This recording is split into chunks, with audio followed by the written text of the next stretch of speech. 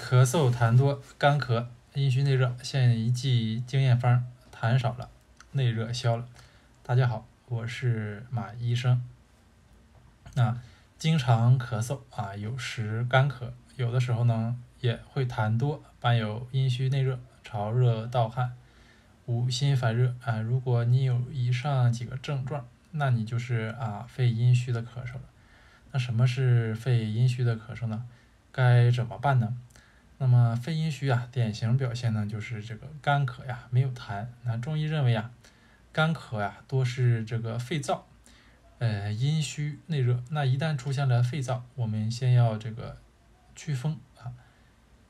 是这个外界的燥邪呢，还是体内阴液不足导致的阴虚内热的燥咳？那怎么区分呢？首先，燥邪多数在秋季或者是冬季侵犯人体，而且这个外邪侵犯人体呢，人体的正气呢要进行一个剧烈的抗争，所以呢症状会比较剧烈，就出现比较剧烈的干咳，咳的声音呢也比较响亮。因为这个时候呢体内正气还是很充足的。但阴虚内热的话呢就不同人体内阴阳平衡的维持呢要靠阳气和这个津液。由于体内阳气太旺盛会消耗津液，或者是阴液本身的减少呢，会导致体内出现一种液体少的干燥状况，严重的话就会出现燥热的情况。这种燥热呢，在不同的脏腑会有不同的表现。很多人呢是因为这个本身素体肺就虚就会在肺上表现得很明显，出现干咳、少痰或者是没痰。那怎么鉴别是燥邪侵犯阴虚内热的话呢，由于燥邪阴虚内热呢生燥它是一种慢性问题人体正气呢已经逐渐亏虚，所以这个咳嗽反应呢不是那么剧烈虽然也是干咳，而且呢还会有这个明显的五心烦热、潮热出汗的情况。人呢比较虚，平时力气也比较差，也会出现舌红少苔。那以上是阴虚内热燥咳的典型表现。但是很多人呢往往不是典型的表现有时的话呢又会有痰多的现象，这又是怎么回事呢？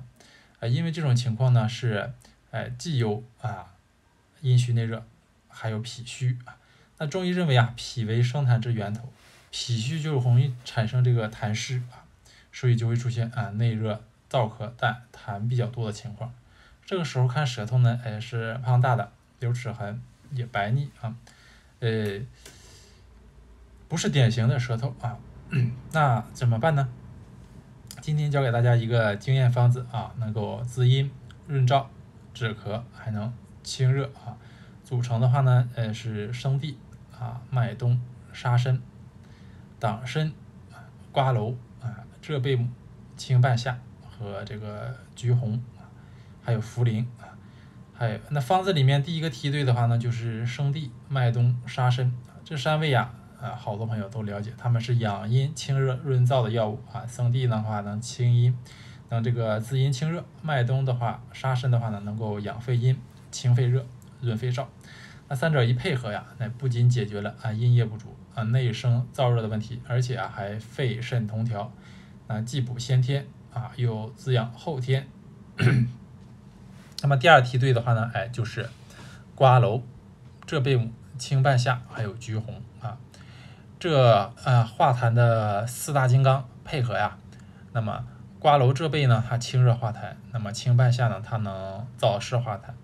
这个橘红它芳香辛燥也能化痰效果很好。四者一配合那么痰湿就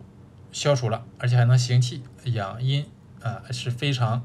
好用的，且效果很好的润肺化痰四金刚。第四个梯队的话呢是保障后勤的这个党参、茯苓那么党参的话能补气尤其是偏补肺气那么肺虚会出现内热，肺气呢必然不能独散其身，势必亏虚，所以要补肺气。水牛角的这里面也可以加上水牛角那么来清热，清血中的热凉血。那么再搭配一个茯苓茯苓的话呢它不仅能健脾还能祛湿减少脾的负担。此外呢它还有很好的安神的作用起到保护中焦、健脾祛湿的效果，保护人体的大本营。那以上呢就是这个经验方了。那么肺寒、肺热的话呢都可以应用。肺热的话呢，效果更好一点。肺寒的话呢，严重的话呢还可以加上生姜来这个温肺散寒那如果肺热严重，还可以加黄芩来清丧焦的燥热。大家有没有学会呢？